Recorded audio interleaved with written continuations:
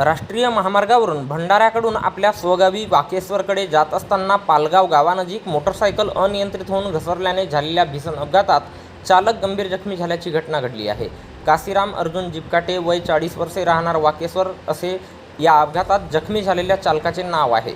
मिळालेल्या माहितीनुसार 19 मे रोजी रात्री 10:40 दरम्यान काशीराम जिपकाटे हे त्यांच्या MH36V 1832 क्रमांकाच्या मोटरसायकलने आपल्या स्वगावाकडे जात होते।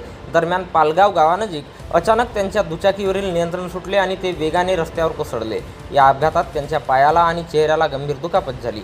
अपघाताची माहिती मिळताच राष्ट्रीय महामार्गावर 24 तास अहोरात्र विनामूल्य सेवा देणाऱ्या जगद्गुरू रामानंदाचार्य नरेंद्राचार्यजी महाराज मुख्यपीठ नाणिजधाम जिल्हा रत्नागिरी यांच्या रुग्णवाहिकेने तातडीने घटनास्थळ गाठले। रुग्णवाहिका चालक प्रमोद मोहतुरे यांनी जखमी काशीराम यांना तात्काळ उपचारासाठी भंडारा येथील जिल्हा सामान्य रुग्णालयात दाखल केले।